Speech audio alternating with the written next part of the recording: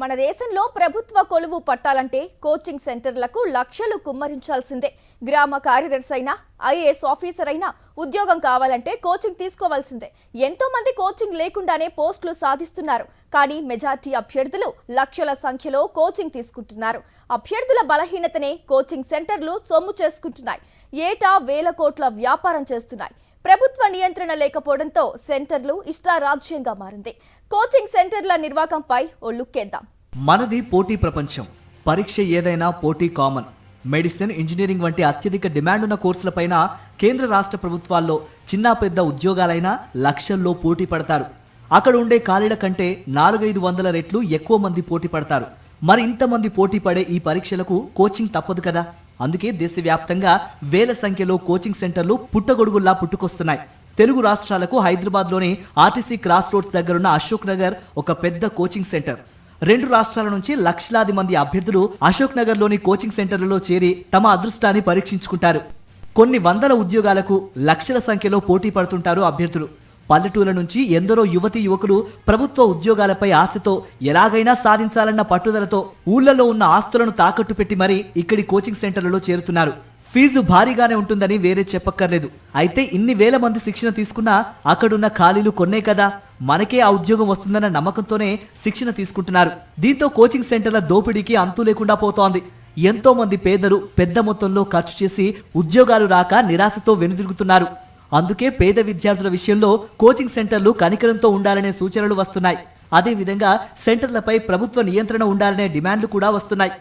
ఇన్స్టిట్యూట్లలో కూడా నాణ్యత లోపాలు ఉన్నాయి. కొన్ని ఇన్స్టిట్యూట్లలో ఒక్క గదిలో చూసుకుంటే మనం 100 మందిని ఇరికిస్తాడు. వెంటిలేషన్ ఉండదు, వాటర్ స్పెషాలిటీస్ ఉండవు, వాష్రూమ్స్ ఉండవు. అట్లాంటివి కూడా తనిఖీలు అనేది తగ్గిపోయినాయి. కొన్ని ఇప్పుడు మనం అక్కడ ఢిల్లీలో ఒక ఇన్స్టిట్యూట్లో చూసుకుంటే అగ్ని ప్రమాదాలు జరిగిన ఘటనలు కానీ, వరదలు వచ్చిన ఘటనలు కానీ అట్లాంటివి ఉన్నాయి. అంటే ప్రభుత్వ వైఫల్యాలనే చెప్పవచ్చు. ఎందుకంటే ఇండైరెక్ట్ ప్రభుత్వాలు కూడా సపోర్ట్ చేస్తున్నాయి. నియంత్రణ చట్టం అనేది తప్పకుండా ఉండాలి. నియంత్రణ చట్టం లేకపోవడం వల్ల కోచింగ్ సెంటర్లు ఇష్టారాజ్యంగా ఫీజులు వసూలు చేయడం వస్తుంది. ఆ ఫీజులు వసూలు చేయడం కాదు, కనీసం సబ్జెక్ట్ కూడా వాళ్ళకి చెప్పలేకపోతున్నారు. ఆ తెలియలేకపోవడం వల్ల పిల్లలకు టైము, డబ్బు వృధా కావడం జరుగుతుంది. దేశవ్యాప్తంగా ఉన్న కోచింగ్ సెంటర్లలో వేల కోట్ల రూపాయల వ్యాపారం సాగుతున్నట్లు ప్రముఖ మార్కెట్ రీసెర్చ్ సంస్థ ఇన్ఫినియన్ తాజాగా ఓ నివేదికను వెల్లడించింది.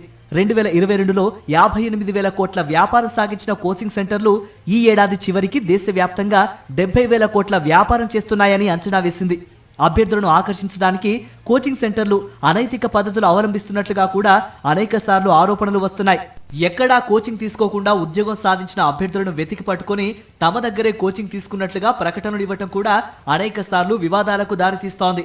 అనేక కోచింగ్ సెంటర్లు ఒకే వ్యక్తిని ఓన్ చేసుకోవడంతో ఈ అనైతిక వ్యవహారాలు బయటకు వస్తుంటాయి. వేలు లక్షలు ఖర్చు చేసినా అందరికీ ఉద్యోగాలు రావు. ఇరుకు గదుల్లో వందల మందిని కూర్చోబెట్టి లెక్చరర్లు పాఠాలు చెబుతూ ఉంటారు. కొన్ని సెంటర్లలో క్వాలిఫికేషన్ లేని వాళ్లే కోచింగ్ ఇస్తూ ఉంటారు.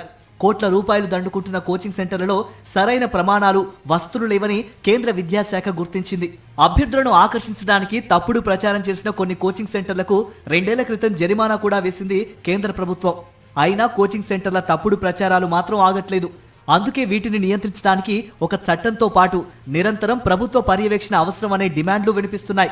కొందరు అభ్యర్థులు తీవ్ర ఒత్తిడికి గురై ఉద్యోగాలు తెచ్చుకోలేక ఆత్మహత్యలకు కూడా పాల్పడుతున్నారు. ప్రామాణిక పుస్తకాలు కూడా మార్కెట్లో ఉండి కూడా ఏ టీజీపీఎస్సీ కానీ, ఏబీపీఎస్సీ కానీ ఎటువంటి స్టాండర్డ్ బుక్స్ ఈ స్టాండర్డ్ బుక్స్ ప్రిపేర్ అవ్వండి అని ఏది చెప్పట్లేదు. దాంతోపాటుగా ప్రైవేటు కోచింగ్ ఇన్స్టిట్యూషన్స్లో వేలాది మంది విద్యార్థులు వాళ్ళ ఆస్తులను, వాళ్ళ ఇంటి వ్యక్తిగత జీవితాన్ని అన్నిటినీ వదిలేసి వచ్చి ఇక్కడ ప్రిపేర్ అవుతున్నారు. ప్రిపేర్ అయినా కానీ కొన్ని సంవత్సరాలు చదివినా కానీ రిజల్ట్ ఓరియంటెడ్గా ఏమీ కనబడట్లేదు. కోచింగ్ సెంటర్ల మాయలో పడొద్దని నాయకులు చెబుతూ ఉంటారు. ప్రభుత్వం పేద అభ్యర్థుల కోసం కోచింగ్ సెంటర్ నిర్వహిస్తున్నా అక్కడి శిక్షణలో క్వాలిటీ ఉండదనే ఆరోపణలు ఉన్నాయి. కోచింగ్ సెంటర్లలో చేరవద్దని సలహా ఇచ్చేవారు పరీక్షలకు ప్రామాణికమైన మెటీరియల్ ఏదో, ఏ పుస్తకాలు చదవాలో సూచించవచ్చు కదా అంటే ఆ పని ఎవరూ చేయటం లేదు. పైగా తెలుగు అకాడమీ పుస్తకాలు ప్రామాణికం కాదని కూడా చెబుతున్నారు. మరి కోచింగ్ సెంటర్ల మాయాజాలానికి తెర పడేదెప్పుడు? ఉద్యోగాలకు పోటీ పడే అభ్యర్థులకు ప్రత్యామ్నాయ మార్గాలు సూచించేదెవరు?